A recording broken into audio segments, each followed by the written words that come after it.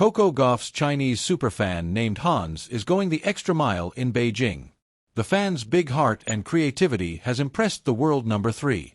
The famously passionate sports fans in China are once again serving up smiles to tennis best players this week at the China Open. Mira Andreeva said that packed courts made her feel like family. Iga Swiatek was gobsmacked by the drawing talents of one who gave her a custom comic book, and Jessica Pegula said creative gifts make the Asian swing a personal point of pride each year. But for defending champion Coco Gauff, one fan's commitment has risen above the rest. Television stream live Beijing coverage on the Tennis Channel app. "There's a fan here named Hans," she said Monday after beating Belinda Bencic in the 4th round. "I think for me, he's the most touching fan that I've met here. He's always so kind and respectful. He's going to see this because he sees every interview of mine," she added. "He's so sweet. He's been here since the first day." Gauff said that the unique gifts she's received from her local superfan include CDs, "because he knows I like to listen to physical forms of music, a Love Island poster, and a handwritten letter." But he doesn't only just gift Gauff mementos. He's also acted like a messenger of sorts for other fans who couldn't make it out to the China National Tennis Center, handing off other keepsakes for the world number 3 to sign. His charity has also impressed the 2-time major champion. "I think that's so nice. He's not only giving stuff for himself but for people that couldn't make it," she added. Gauff won her second career WTA 1000 level title in the Chinese capital last summer, and has been one of the players most grateful for the outpouring of support she receives from the locals. Before the tournament, she told reporters that she's received more gifts than I've gotten on Christmas in my entire life, including a spoon and a fork set that had my face engraved on it and my name. She added that she packed light to bring home her newest souvenirs, and challenged Beijing's tennis devotees to add another nickname to a growing collection of aliases. Read more. Coco Gauff, a.k.a. the Fruit Salad Queen, wants a new nickname from China Open fans. But Hans and company might need to up their game even further if the American makes recent China Open history. 3 more wins in Beijing would make Gauff the first player in the 2 decades of the tournament to win back-to-back titles. Hans Zhang had never played a single set of tennis in his life. He barely knew the rules. He thought love actually meant romance until a friend explained it meant 0.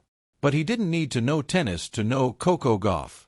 To him, she was not just a rising star, she was the comet streaking across the night sky of his ordinary life.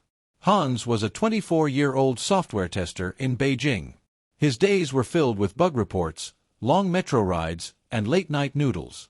But when Coco Gauff came to town for the China Open, suddenly the whole city seemed to vibrate with possibility. He decided he would become her #1 fan in China. Not just any fan. A super fan. The first step was the banner. Hans spent an entire weekend hand-painting it, practicing calligraphy strokes until his wrist ached. The final product was a massive white sheet that read, in both English and Chinese, "Go Coco! From Beijing with love, not 0." On the day of her match, he carried the banner rolled up like a scroll, squeezed into the packed subway car, and rehearsed his cheering voice. He was nervous. Would people laugh? Would Coco notice? At the arena, Hans unfolded the banner with dramatic flair. Cameras flashed. A few nearby fans clapped at his effort. And then, as Coco walked onto the court, Hans shouted in English, "Let's go, Coco!" His voice cracked, but it echoed loud enough that Coco turned her head. For half a second, her eyes scanned the stands, caught the banner, and she smiled. That smile was enough to fuel Hans for the next 5 years of his life. But Hans was not content with one banner. On day 2, he wore a homemade Coco Gauff jersey. The number on the back was painted in neon yellow, like a fresh tennis ball. He even shaved the sides of his hair into a pattern that looked vaguely like a racket string bed. His co-workers thought he had lost his mind. On day 3, he arrived early at the stadium gates, balancing a tray of bubble teas. "For Coco," he explained earnestly to the security guards, who of course didn't let him bring drinks inside. So Hans improvised. He stood outside the players' entrance, offering free cups to other fans. "Coco's energy drink," he declared. "Guaranteed to make you run like her." Word spread online.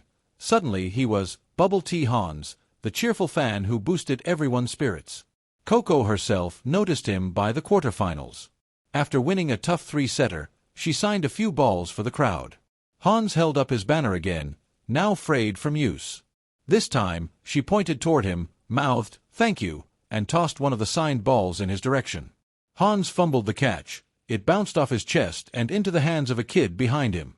But the kid was grinning so wide that Hans let him keep it. After all, Hans thought, being a fan isn't about possession, it's about connection. By the semifinals, Hans had gathered a little crew. A retired uncle who brought a drum. A university student with a painted face. Even a small group of children waving paper rackets. Together, they formed the Coco Beijing fan club. They chanted in both English and Mandarin, a joyful mashup of cultures. Coco. Let's go, Coco. Coco, Coco, Beijing loves you so. The television cameras caught them often, and social media feeds filled with clips of their colorful chants. Strangers began messaging Hans, asking how to join. He started a group chat called Coco Spark. In a matter of days, hundreds of fans were in it, trading memes, updates, and plans to attend matches. The climax came during the final. The stadium was packed, the tension thick as Gauff faced a top-seeded rival. Every rally was a thunderclap of noise. Hans shouted until his voice was gone. His banner tore in half mid-swing. He was sweating, shaking, almost praying. When Coco clinched the match point, collapsing in relief, Hans felt as if he'd won alongside her. He hugged strangers, laughed until tears rolled down his face, and even joined in singing an off-key, "We are the champions." And then something unexpected happened. As Coco did her victory lap, signing autographs and high-fiving fans, she stopped right where Hans stood. "You're the bubble tea guy, right?" she asked, grinning. Hans froze. His English abandoned him. Somehow, he managed a nod. "Thanks for all the support," she said. "You really made this tournament special." She handed him a wristband she'd been wearing during the match. "For you." The crowd cheered as if Hans had just won a trophy of his own. That night, Hans couldn't sleep.